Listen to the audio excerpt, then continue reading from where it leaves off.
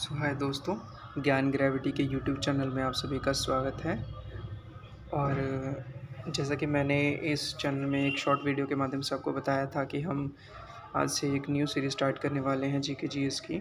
तो ये मेरे पास किताब है कॉस्मोस एनसीईआरटी सार संग्रह, और इसमें सारी चीज़ें चैप्टर वाइज दी गई हैं। अब हम इसको पढ़ना स्टार्ट करते हैं यहाँ से, और उम्मीद करता हूँ कि आप सभी भी मेरा साथ देंगे। तो मैं सबसे जो वास्ट टॉपिक है जीके जीएस का वो इतिहास है। तो हम प्राचीन इतिहास से स्टार्ट करते हैं। दोस्तों, इसमें से क्वेश्चन बहुत आते हैं हमारे पास कि जो कि बहुत टिपिकल होते हैं, उनको याद करना भी थोड़ा मुश्किल होता है। पर खैर हम ट्राई करेंगे सभी चीज़ों को डिटेल में पढ़ेंगे।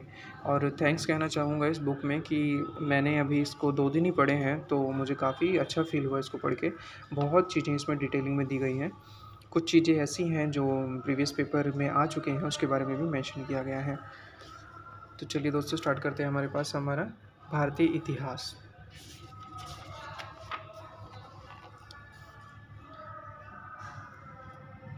तो इसमें है प्राचीन भारत का इतिहास के बारे में। इतिहास से आप क्या समझते हैं दोस्तों? किसी व्यक्ति, समाज अथवा देश के संबंध महत्वपूर्ण, विशिष्ट एवं सार्वजनिक क्षेत्रों की घटनाएं, तथ्यों आदि का काल क्रमिक विवरण है, यानी क्रोनोलॉजिकल डिस्क्रिप्शंस इतिहास कहलाता है। ठीक है दोस्तों, जैसा कि हम सभी को पता है कि इसमें डिस्क्रिप्शन बहुत अच्छा दिया गया है। आगे हम पढ़ेंगे इतिहास के पिता किसे कहा जाता है? हेरोडोट्स को। ये हम सब पहले पढ़ चुके हैं और ये क्वेश्चन बहुत ही बार रिपीट हो चुका है, तो इसीलिए हम इसको अब डिटेल में पढ़ेंगे कि इस क्वेश्चन को याद रखेंगे। इतिहास के पिता किसे बोला जाता है? हेरोडोट्स को। प्राचीन भारत के इतिहास से संबंधित प्रथम वास्तविक पुस्तक किसे माना जाता है? राजतरंगिणी को। उत्कीर्णन चिन्ह वाले प्राचीनतम सिक्के क्या कहलाते हैं? हाथ सिक्के। नेक्स्ट क्वेश्चन है हमारे पास, सिक्कों के अध्ययन को मुद्रा शास्त्र बोला जाता है। जी हाँ दोस्तों, सिक्के के अध्ययन को मुद्रा शास्त्र बोला जाता है। और हमें याद रखना है, भारत के प्रागैतिहासिक खोज प्रारंभ करने का श्रेय किसे दिया जाता है? तो दोस्तों, जो हमारे भारत का पुराना इतिहास है, जिसके बारे में कोई लिखित विवरण नहीं मिला है, उसके जनक किसे माना जाता है? डॉक्टर प्राइमरोज को। डॉक्टर प्राइमरोज को। नेक्स्ट क्वेश्चन है हमारे पास, भारत प्रागैतिहासिक अध्ययन के संबंध में प्री हिस्टोरिका इंडिका किसकी कृति है? ये है स्टुअर्ट पिग्ट। ओके, ठीक है दोस्तों, किसकी है? स्टुअर्ट पिग्ट। चीनी यात्रियों ने अपने यात्रा वृत्तांतों में भारत के लिए किस शब्द का प्रयोग किया गया है? इन तू। कौन से शब्द का प्रयोग किया गया है? इन तू। उत्कीर्ण लेखों के अध्ययन को क्या बोला जाता है? उत्कीर्ण लेखों के अध्ययन को क्या बोला जाता है? अभिलेख शास्त्र। दोस्तों, इसमें ये है कि जो चीज़ें हमारे पास किसी स्टोन पे लिखी चीज़ों के माध्यम से, या जो चीज़ें खुदाई के तौर पे लिखी गई हैं, उसको क्या हम बोलते हैं? अभिलेख बोलते हैं। उसको क्या बोलते हैं? अभिलेख शास्त्र बोलते हैं। लिपियों के विकास के अध्ययन को पुरालिपि विद्या कहा जाता है। जी हाँ दोस्तों, लिपियाँ जो हम आज लिखने में प्रयोग करते हैं, जैसे हमारे पास देवनागरी लिपि है या पंजाबी में गुरमुखी लिपि है, उसी तरीके से जब हम लिपियों के विकास के अध्ययन करते हैं तो उसका पूरा लिपि विद्या बोला जाता है। तो नेक्स्ट क्वेश्चन पे मूव करते हैं। सर्वप्रथम भारतवर्ष नाम का उल्लेख किस अभिलेख से प्राप्त हुआ था? जी हाँ दोस्तों, सर्वप्रथम भारतवर्ष नाम का उल्लेख किस अभिलेख से प्राप्त हुआ था? ये हुआ था हाथी गुफा अभिलेख से। नेक्स्ट क्वेश्चन, प्राचीन भारत का सर्वप्रथम सुनियोजित इतिहास किसने तैयार किया था? तो ये तैयार किया था वी ए स्मिथ ने। ठीक है दोस्तों, तो यहाँ पे इतिहास को मेन 3 हिस्सों में बांटा गया है: pre historic period, proto historic period and historic period. ठीक है, प्रागैतिहासिक काल, आद्य ऐतिहासिक काल और ऐतिहासिक काल। मानव उत्पत्ति से लेकर 3000 ईसा पूर्व तक कौन सा है हमारे पास? प्रागैतिहासिक काल, जिसे प्री हिस्टोरिकल पीरियड बोला जाता है। और 3000 ईसा पूर्व से लेकर 600 ईसा पूर्व तक प्रोटो हिस्टोरिक पीरियड बोला जाता है, यानी बीच वाला इतिहास। और 600 ईसा पूर्व से आगे तक का जो आज का समय चल रहा है, मतलब जो भी है, उसको हिस्टोरिक पीरियड बोला जाता है। तो दोस्तों, अब हम इन तीनों में सबसे मेन डिफरेंस पता करेंगे कि जो प्रागैतिहासिक काल किसे बोला जाता है? प्री हिस्टोरिक पीरियड, जैसा कि नाम से है पता चल रहा है। पुरातात्विक साक्ष्य अध्ययन का एकमात्र स्रोत, क्योंकि लिखित साक्ष्य उपलब्ध नहीं है, क्योंकि इस इतिहास के बारे में हमें कोई भी लिखित जानकारी प्राप्त नहीं है। दूसरा हमारे पास है जिसे बोलते हैं प्रोटो हिस्टोरिक पीरियड, वैसा इतिहास जिसके पास हमारे पास लिखित जानकारी प्राप्त है उसको क्या बोला जाता है? प्रोटो हिस्टोरिक बोला जाता है। एंड द नेक्स्ट इज पुरातात्विक एवं साहित्यिक दोनों प्रकार के साक्ष्य उपलब्ध हैं। इसमें हमारे पास उस चीज़ के बारे में जानकारी उपलब्ध है, जैसे कि हमारे पास पुरानी किताबें पढ़ी हैं, पुराने ग्रंथ पढ़े हैं, कल्प सूत्र पढ़े हैं, हमारे पास मतलब अभिलेख पढ़े हैं कई तरीके से, उससे हमें ये जानकारी प्राप्त होती है कि ये हमें पता चलता है कि ये 600 ईस्वी पूर्व से या उससे आगे की चीज़ें हैं। प्राचीन भारत इतिहास को जानने के लिए किन स्रोतों का प्रयोग किया जाता है?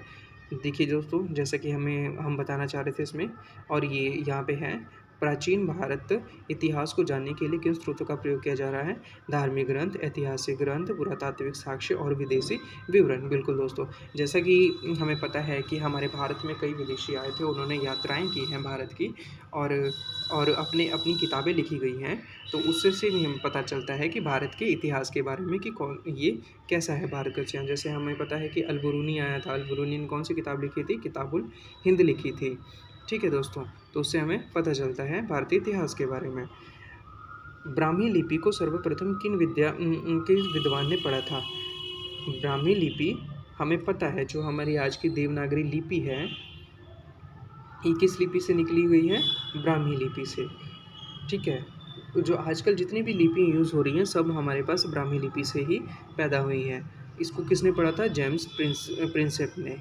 कब पढ़ा था? 1837 ईस्वी में। भारत प्राचीनतम ग्रंथ वेदों का संकलनकर्ता किसे माना जाता है? महर्षि कृष्ण देवपायन वेद व्यास जी को। नेक्स्ट क्वेश्चन पे मूव करते हैं। पौराणिक मान्यताओं के अनुसार भारत के प्राचीनतम राजा कौन थे? पौराणिक मान्यताओं के अनुसार भारत के प्राचीनतम राजा कौन थे? वैश्ववत मनु थे। वायु पुराण में किस वंश का उल्लेख किया गया है? गुप्त वंश का और शुंग वंश का। ठीक है दोस्तों, वायु पुराण में किस वंश का उल्लेख किया गया है? गुप्त वंश का और शुंग वंश का। कौटिल्य के अर्थशास्त्र में किस वंश के इतिहास की जानकारी दी गई है? तो ये है हमारे पास, इसका आंसर है मौर्य वंश का। जैन धर्म का प्रारंभिक इतिहास किस ग्रंथ से प्राप्त हुआ है? तो ये है कल्प सूत्र से।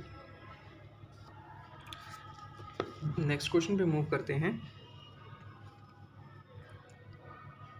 मत्स्य पुराण किस वंश से संबंधित है? नेक्स्ट क्वेश्चन पे दोस्तों, मत्स्य पुराण किस वंश से संबंधित है? आंध्र सातवाहन वंश से। विष्णु पुराण किस वंश से संबंधित है? मौर्य वंश से।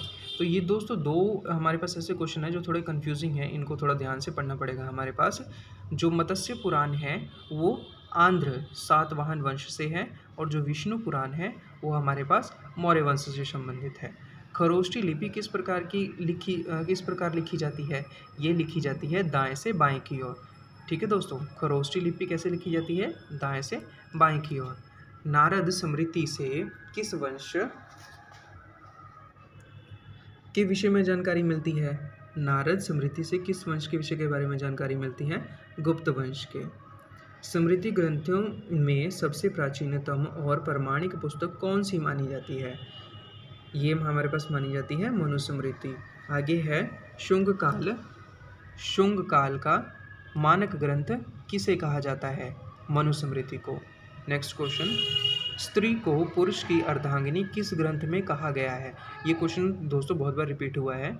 स्त्री को पुरुष की अर्धांगिनी किस ग्रंथ में माना जाता है, कहा जाता है? ये है शतपथ ब्राह्मण में। ठीक है दोस्तों, अब हमें महाभारत के, जैसा हमने पढ़ा है कि महाभारत हमारे पास एक प्राचीनतम ग्रंथ है और काव्य है, महाकाव्य है। उसके बारे में जानकारी है कि महाभारत का प्राथमिक उल्लेख अश्वलायन गृह सूत्र में मिला है। प्रारंभ में इसमें मात्र 8800 श्लोक थे और इसका नाम जय संहिता था।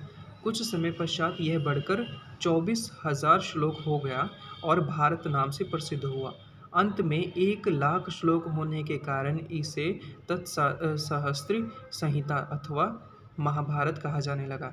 तो दोस्तों ये हमारे पास जो महाभारत है इसमें भी अलग अलग तरह के बदलाव आए हैं समय के अनुसार। इसका पहले नाम हमारे पास क्या था? जय संहिता। ये बहुत ही इंपॉर्टेंट क्वेश्चन है दोस्तों, इसका पहले क्या था, जय संहिता, और बाद में इसका नाम क्या पड़ गया, महाभारत।